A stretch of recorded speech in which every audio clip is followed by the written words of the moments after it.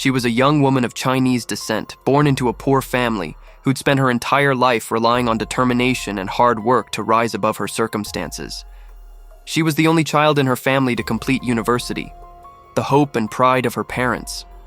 He, by contrast, was the son of a prominent Malaysian tycoon, a wealthy gemstone merchant who carried a prestigious honorific title and belonged to a powerful social class that was rarely touched by the law. They were two people standing at completely opposite ends of society, two lives that should never have crossed.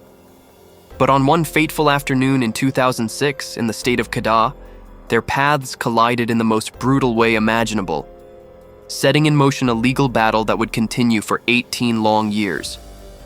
A warning before we begin. This case contains several deeply disturbing details. So please, watch with caution. Now, let's reopen the files of this case together. The central figure in this story was Chee Gaik Yap.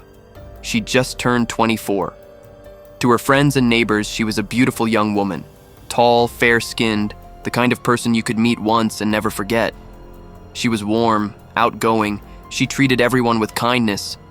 In fact, nearly everyone who knew her shared the exact same impression. She was easy to get along with and almost never lost her temper.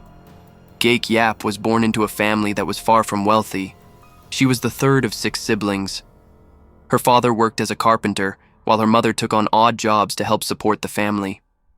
Life was difficult, but all the children worked hard to better themselves, and Gaik Yap became the family's greatest source of pride. She was the only one of the 6 siblings to earn a place at university and complete her education. After graduating from University Utara, Malaysia, she was hired as a marketing employee by a company. She'd been working there for only 4 months, but her performance had been so outstanding that the company was already planning to send her to Germany for advanced training. Her father later recalled that almost everything had been arranged. Her plane ticket had already been purchased. All she had to do was wait for the day of her departure. It wasn't only her career that seemed full of promise. Gaik Yap's love life was equally happy. She and her boyfriend had been together for 3 years, and according to him, they'd hardly ever argued during that entire time. He described her as someone who was always understanding, gentle, and thoughtful. With a bright career ahead of her and a loving relationship by her side, it seemed that a beautiful future was slowly unfolding before Gaik Yap. But no one could have imagined that, just as the picture of her life had reached its brightest point, a horrifying crime would bring everything to a cruel and sudden end. Let's return to that afternoon.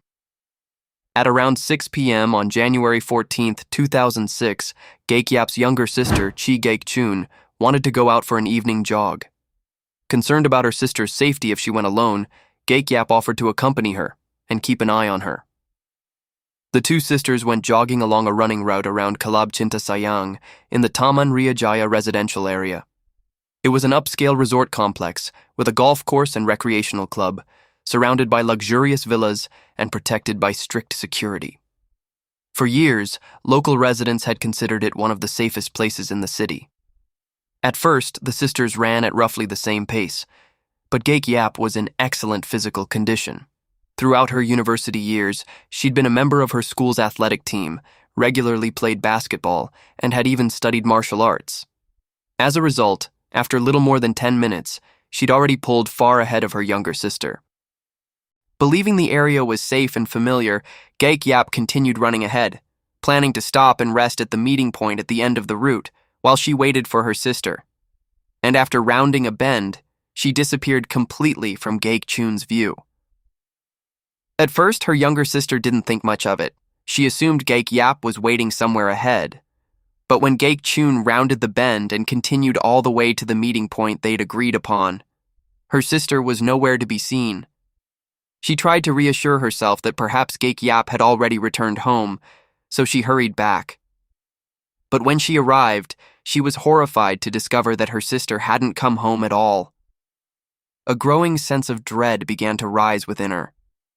Unable to remain still, Gaik Chun immediately returned to the jogging route to search for her sister. She'd gone only a short distance when she was stunned to see a familiar shoe lying alone by the side of the road. It belonged to her sister, and what made her heart seem to stop was the dark smear of blood staining the ground nearby. In that moment, panic completely overwhelmed the young woman's mind. In a state of panic, Gaik Chun ran to find a nearby security guard, hoping he'd help her. But the guard's indifference and negligence only deepened her despair. He casually suggested that the bloodstain might simply have been left behind by some earlier accident in the area, showing no real desire to help or investigate further. With no phone on her and no idea what else to do, Gaik Chun had no choice but to run home as fast as she could, her heart pounding with fear. And the moment she arrived, she hurriedly told her mother the terrible news about her sister's mysterious disappearance. Realizing how serious the situation was, the family contacted the police immediately, without a moment's hesitation. This time, the police response was swift and extensive. A large search team of around 40 officers, accompanied by police dogs, was deployed, while Gaik Yap's relatives and friends also joined the effort. They divided the area among themselves and carefully searched every part of the surroundings, leaving no corner unchecked. From 7 p.m. until midnight, even after darkness had completely covered the area, the search continued with relentless urgency. Yet despite their best efforts, they couldn't find even the smallest clue to Gaik Yap's whereabouts. The young woman seemed to have vanished from the face of the earth. Where had she gone? Could she have been involved in some sudden accident? Or, even worse, had someone been harboring a dark plan to abduct her? Countless tormenting questions continued to circle in everyone's minds, casting a thick fog of anxiety and uncertainty over them all. Every minute, every second, passed under unbearable tension. Then, at 2:30 a.m. on January 15th, a phone call to the police shattered the silence of the night and forced the Chee family to confront the news they'd feared most. It had been only 9 hours since Gaik Yap disappeared. A passerby had accidentally discovered the body of a woman lying near a patch of bushes beside a golf course, not far from the route where she'd been jogging. The scene was horrifying. The woman's partially unclothed body had been abandoned among dense vegetation. Her clothing was disheveled. Her t-shirt had been pulled up to her chest. Her lower body showed signs of severe trauma. There were signs that she'd suffered a violent blow to the head, and wounds covered her entire body. The police were quickly notified and arrived at the scene. Because her identity couldn't yet be confirmed, they contacted the victim's parents and asked them to come and identify her. When Gaik Yap's parents first saw the body from a distance, they still clung to one fragile glimmer of hope. They clearly remembered that when their daughter had left home, she'd been wearing a t-shirt of a different color, not the color they saw on the body before them. They had no way of knowing that the shirt had been soaked in their daughter's blood and stained red. Only when they saw her face clearly did the last of their hope disappear. The person lying there was their beloved daughter. It was Chee Gaik Yap. The autopsy report, prepared by Dr. Mohammed Zaini of Sultana Bahia Hospital in Alor Setter, revealed a horrifying truth. Gaik Yap's body had sustained a total of 50 wounds, both large and small. Among them, a knife wound to her neck measuring 15 centimeters was the fatal injury, causing her to die from massive blood loss. Even more infuriatingly, the examination also showed that she'd been raped and brutally assaulted before her death. Semen was found inside the victim's body, along with an unfamiliar milky white substance. Testing later identified the substance as shampoo, which the killer had most likely used as a lubricant. Every sign indicated that this wasn't simply a murder, but an extraordinarily brutal sexual crime. Because the ground where the body was discovered was relatively clean and lacked the large amount of blood that should have been present, forensic experts concluded that this was not the original crime scene. In other words, the killer had attacked her somewhere else before transporting her body and dumping it there. Yet among all these painful details, there was one crucial point that offered a small measure of hope for the investigation. Gaik Yap's family explained that she was not a physically weak young woman. She'd played basketball for many years, had studied martial arts, and was in good physical condition. Combined with the fact that her body bore numerous defensive wounds, everything suggested that Gaik Yap had fought fiercely against her attacker, and that meant traces of the killer's skin tissue might still remain beneath her fingernails. The subsequent forensic investigation confirmed exactly that. Investigators successfully recovered skin tissue, believed to belong to the killer, from beneath the victim's fingernails. Together with the semen sample left inside her body, the evidence could be used for DNA analysis. At this point, many of us might assume that the case was on the verge of being solved. With DNA evidence in hand, all the police needed to do was find a match, and the killer's identity would be sealed. But the reality was far harsher and more complicated than anyone could have imagined. The search for the person behind that DNA profile would continue for many long years. As soon as the DNA samples were obtained, the police immediately began narrowing down the list of suspects. Because the body had been found near a resort and golf course, the first people to draw attention were those who regularly worked or moved around that area. Initially, a total of 12 people were detained for investigation. Most of them were employees of the resort or laborers who frequently passed near the scene. It was, in fact, a logical direction for the investigation. By comparing each person's DNA with the samples recovered from the victim's body, the killer should have had nowhere to hide. But the results left everyone disappointed. None of the DNA profiles from the 12 individuals matched the evidence recovered from the victim. The lead that had seemed the most certain suddenly collapsed. Time continued to pass, yet there was still no trace of the perpetrator. And gradually, Gaik Yap's case turned into a cold case. Anyone familiar with older criminal cases in Malaysia will know that many of them, if not continuously pursued, if no pressure is placed on the police, eventually become unsolved mysteries and fade into obscurity. Gaik Yap's family understood this all too well. They couldn't allow that to happen to their daughter, and so a journey with seemingly no end began. Her father, Chee Gaik, went to the police station every single week, regardless of rain or shine, without ever missing a visit. He repeatedly asked about the progress of the investigation, again and again. He said he'd worked so hard to raise his daughter, only for her to be murdered in broad daylight. Tormented by grief, he couldn't sleep and wanted nothing more than for the police to solve the case as soon as possible. Alongside the family's efforts, members of the wider community also began to get involved. Numerous civil organizations organized marches and petition drives. Many influential figures also spoke out publicly, demanding that the police never give up and warning that the people of Malaysia should not be forced to live in fear. And at the time, that fear was entirely justified. The nearby Alor Setar area had already witnessed another shocking crime. In 2001, two women, named Teo Moi Peng and Leong Moi Leng, were abducted and brutally murdered by unknown assailants. Despite every effort to investigate, the killers in that case were never found. One crime had already gone unsolved, and now, another innocent young woman had lost her life. This only deepened public anxiety over the state of local security. But appeals were still only appeals. In the end, solving the case would depend on evidence. And for more than 2 years, the DNA profile extracted early in the investigation still had no known owner. The case made no meaningful progress. Gaik Yap's parents lived each day in tears.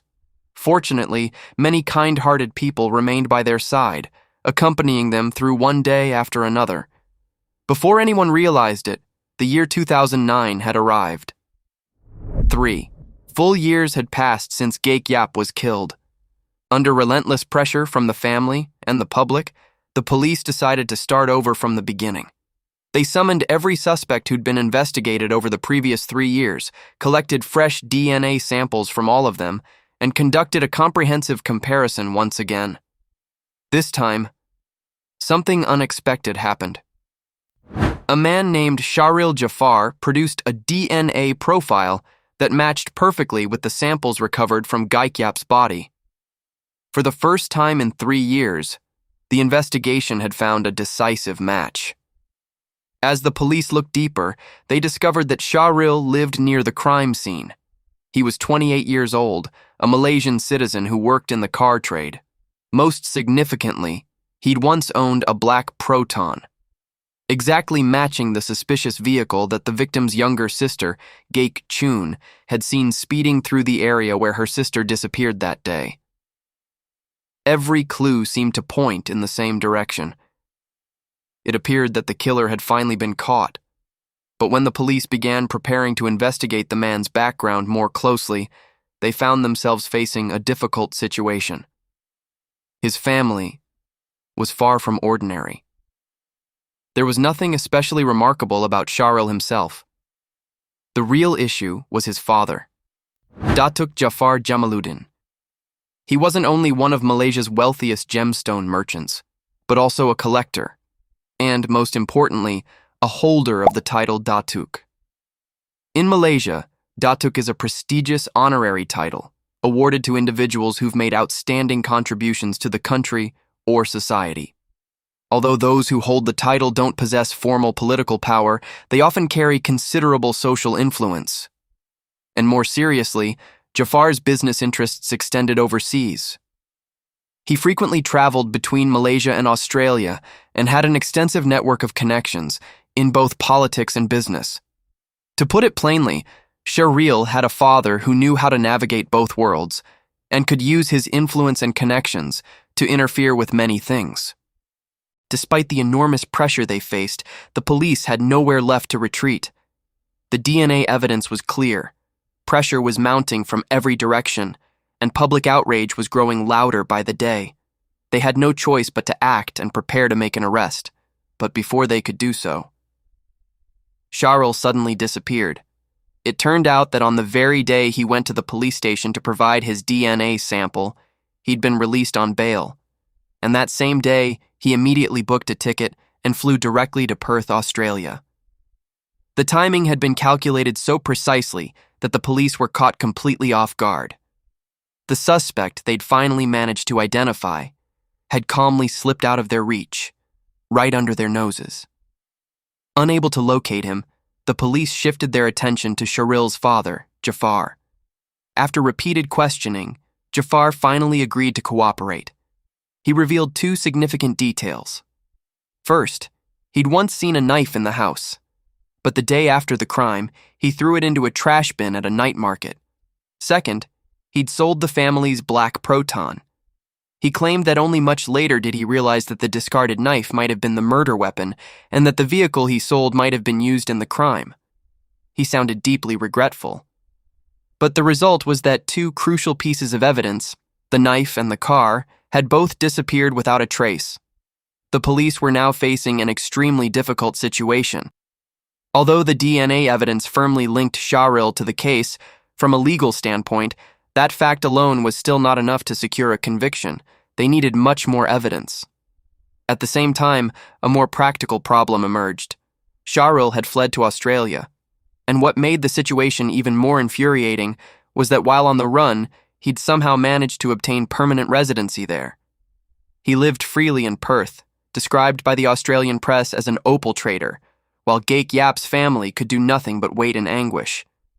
Later, rumors even began spreading among the public that the Chee family had accepted a large sum of money to settle the matter, which was supposedly why the case had made no progress.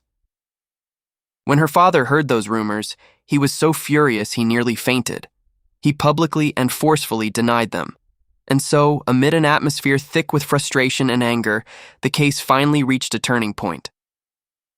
After spending 3 long years hiding overseas, on January 17, 2012, just 3 days after the 6th anniversary of Gaik Yap's death, Shahril unexpectedly returned to Malaysia from Perth, for reasons that remained unclear. In truth, the police had been quietly monitoring him all along. The moment he stepped off the plane at Kuala Lumpur International Airport, security officers moved in and arrested him on the spot. This time, they gave him no room to escape. On February 2, 2012, at the Sungai Petani Magistrates Court, Shahril was formally charged with the murder of Chee Gaik Yap. Under Malaysian law at the time, once a murder conviction was secured, the only sentence awaiting him would be death. When the news broke, the Chee family, after years of struggle, and everyone who'd followed the case, finally felt a profound sense of relief and vindication. But the road ahead would prove far longer and more difficult than any of them had imagined. 1 year after his arrest, on February 25, 2013, Shahril went on trial at the Alor Sedar High Court. The courtroom was packed, and everyone held their breath as they waited for justice. The prosecution alleged that Shahril had followed and abducted Gaik Yap while she was jogging, forced her into his car, taken her to a secluded wooded area on the outskirts of Sungai Petani, sexually assaulted her, and then brutally killed her with a knife. A forensic expert testified that the wound to the victim's neck had most likely been inflicted while she was only semi-conscious because of her head injury, and that she may have been standing when she was stabbed. However, the expert couldn't determine whether the killer had acted alone or whether more than one person had been involved. He could only confirm that the injuries caused by the assault and torture had been inflicted within the 12 hours before her death, and that the weapon was most likely a double-edged knife.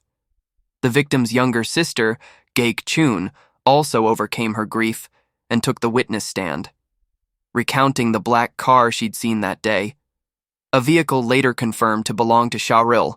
Under ordinary circumstances, in a case supported by DNA evidence this strong, a conviction would seem almost certain. But once again, reality shattered everyone's expectations. On June 25, 2013, the judge delivered a shocking ruling. He stated that although the prosecution had presented a considerable amount of evidence, it was still not enough to prove that Shahril was the killer. He pointed out that the forensic findings established only that Gaik Yap had died from the knife wound to her neck, but did not directly prove that Shahril was the person who inflicted it. Moreover, although the DNA samples were similar, the final results were not a complete match, and the possibility that a third person had been involved couldn't be ruled out. Based on the presumption of innocence, the court found Shahril not guilty and ordered his immediate release. What made the moment even more disturbing was that before the ruling had even been fully delivered, Shahril rushed out of the courtroom in celebration. Reporters waiting outside captured him smiling broadly, a smile filled with mockery. Inside the courtroom, the victim's father lost control of his emotions the moment he heard the verdict. After 7 years of waiting, this was the outcome he'd received. He couldn't accept it. Right then and there, he tried to throw himself from the second floor of the courthouse, so he could follow his daughter in death. Fortunately, several reporters and members of the public quickly restrained him. They pleaded with him, telling him that his daughter would never want him to die that way, that the case was not over, and that he had to keep fighting. The ruling quickly sent shockwaves across Malaysia. People from all levels of society once again rose up in outrage, organizing petition campaigns demanding justice for Gaik Yap and gathering tens of thousands of signatures. A prominent lawyer and politician also agreed to help the family by following the case closely. Under that enormous pressure, the prosecution formally filed an appeal.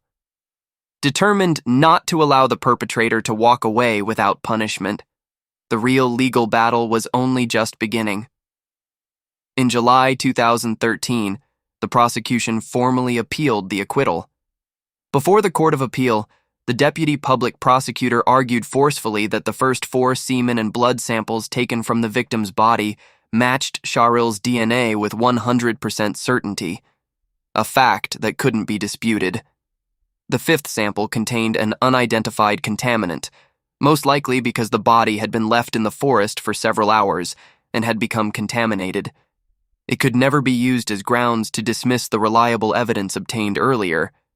He also emphasized that Shahril's decision to flee Malaysia immediately after providing his DNA sample clearly showed that he was trying to avoid something, revealing an unmistakable consciousness of guilt. In October 2014, after a thorough review, the Court of Appeal concluded that the prosecution's evidence was sufficiently strong. The court overturned the acquittal, sent the case back to the Alor Sedar High Court for a retrial, and ordered Shahril to enter his defense. On December 28, 2014, Shahril once again stood in the defendant's dock. He showed no sign of panic. Instead, he calmly told a story so outlandish that it was almost impossible to believe. According to him, on the day of the crime, he'd felt a sexual urge and asked a casual acquaintance named Wayne to arrange for a non-Malay woman to entertain him. The friend later called back and said everything had been arranged. All Shahril had to do was park near the club, and the woman would get into his car on her own. That evening, he claimed, a woman of Chinese descent approached him voluntarily, and that woman was Gaik Yap. He testified that they had sex inside the car without protection, after which he paid her 350 ringgit and she left. He also claimed that he didn't learn until the following day that she'd been harmed, while the friend named Wayne had disappeared and couldn't be found. In other words, he insisted that his semen was found on the victim because of a consensual transaction, and that he'd never killed her. The story enraged both the police and the Chee family. Gaik Yap, a responsible, respectable young woman, was now being smeared as a prostitute. This was not only a disgraceful legal tactic, but a final insult to the dignity of the deceased and her family. Fortunately, the prosecution quickly exposed the fatal flaws in his account. They argued that engaging in a paid sexual encounter with a stranger inside a car in broad daylight was already implausible. Moreover, if Gaik Yap had truly been a sex worker, it made even less sense that Shahril wouldn't have used protection. Most importantly, the shampoo found inside the victim's body, apparently used as a lubricant, supported the conclusion that the act had not been consensual, but forced. As for the unidentified DNA sample, the prosecution maintained that it was merely contamination and couldn't be used to deny his guilt. Notably, Shahril's own father, Jaafar, was called as a witness for the defense, but the prosecution asked the court to impeach his testimony. He'd previously admitted to the police that he'd thrown away a knife suspected of being the murder weapon and sold the vehicle connected to the case. Yet when he appeared in court this time, he changed his story.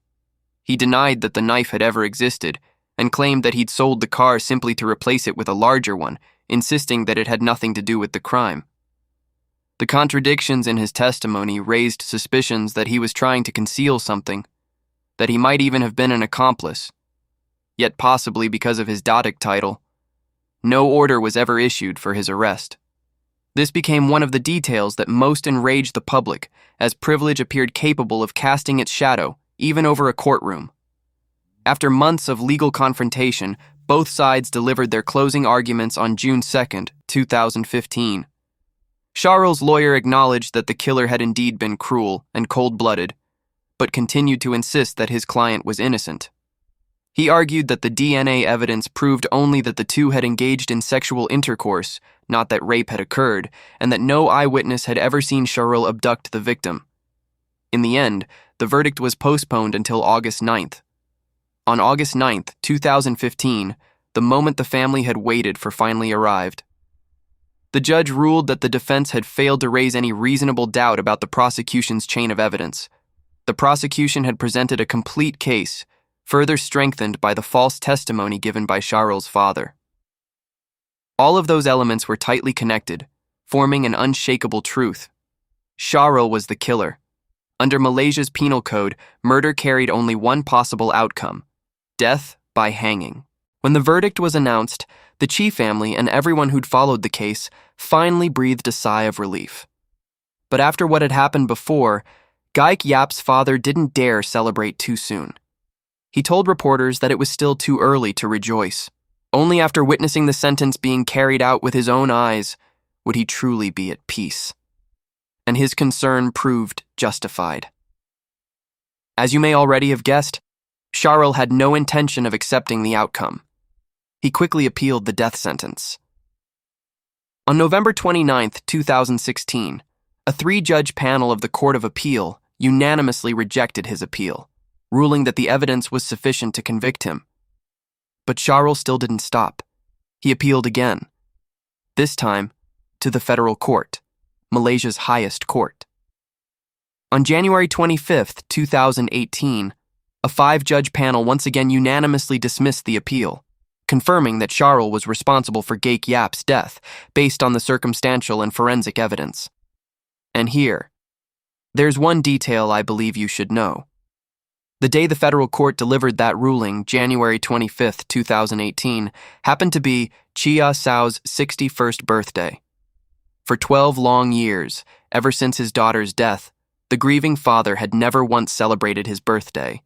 And on his first birthday in 12 years, he received the judgment he'd been waiting more than a decade to hear.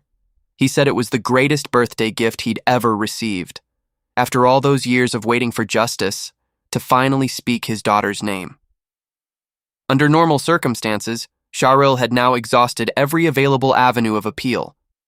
But just when the case seemed to have reached its end, a new and unexpected development emerged. In October 2018, only 9 months after Shahril lost his final appeal, the Malaysian government suddenly announced that it would review the law, with the aim of abolishing the death penalty entirely. The news immediately sent shockwaves across the country. At the time, more than 1,100 prisoners were on death row in Malaysia, and most had committed horrific crimes. If the death penalty were abolished, they could potentially escape the gallows. The public naturally couldn't accept that. Large numbers of people took to the streets in protest, criticizing human rights advocates for focusing only on protecting the rights of death row inmates while forgetting the rights of their victims. The Chee family was, of course, among the fiercest opponents, and Gaik Yap's father became one of the most outspoken voices against the proposal. After considering the public's intense opposition, the government decided not to abolish the death penalty all at once. Instead, it adopted a gradual approach. In April 2023, Malaysia officially enacted a law abolishing the mandatory death penalty, while also eliminating natural life prison sentences. Under the new law, judges could choose between the death penalty and a prison sentence of 30 to 40 years. Around 1,000 death row inmates were given the opportunity to apply for reduced sentences, and Shahril, always calculating his next move, was naturally among them. On May 29, 2024, the federal court heard Shahril's application for a reduced sentence. By then, he was 43 years old. His lawyer pleaded with the court to commute his death sentence to 30 to 40 years in prison, arguing that he'd actively rehabilitated himself, shown remorse, and deserved a second chance. The lawyer also compared his case with others, in which the masterminds had received only 40-year prison terms, arguing that Shahril's case didn't qualify as the rarest of the rare. But the prosecution firmly opposed the request. They maintained that the rape and murder of Gaik Yap was indeed among the rarest of the rare, a crime for which only the death penalty could serve as a fitting punishment. That same day, the 3 judges delivered their ruling. They emphasized that the court was not without compassion, but that Gaik Yap's murder was an exceptional case, involving exceptional circumstances in which the victim had endured an exceptionally brutal level of violence. The sentencing judge stated that the crime had been committed in broad daylight and had shocked the conscience of society because of its cold-blooded and horrifying nature. He affirmed that the court was not bound by public opinion, but was nevertheless compelled to reject the application for a reduced sentence. The only appropriate punishment for Shahril was death. And so, after 18 years, Shahril lost his final opportunity to escape the gallows. At this point, many of you may believe that the case has finally come to an end. But I'd like to leave you with 2 things to consider. First, although the death sentence has been upheld, no date has yet been set for Shahril's execution. In fact, Malaysia hasn't carried out a single execution since 2017. In other words, justice may have prevailed on paper, but the gallows meant for him may remain empty forever. Second, had the investigation been conducted more thoroughly from the beginning, had Shahril not been given the opportunity to flee to Australia for 3 years, and had there not been that devastating acquittal in 2013, he should have paid for his crime long ago. The delays and loopholes within the system became the greatest silent accomplice of all, prolonging one family's suffering for nearly 2 decades. A young woman who should have had a brilliant future was preparing to travel to Germany and pursue her dreams. But everything came to a permanent end that afternoon, simply because she went jogging in what was believed to be the safest place in the city. Justice may eventually come. But when it arrives too late, much of its meaning has already been eroded. May each of us, and the people we love, always remain safe. That brings today's video to an end. What do you think about this case, the perpetrator's privileged background, and the father's 18-year fight for justice? Please leave a comment below and share your thoughts with me. Goodbye, and I'll see you again in the next video.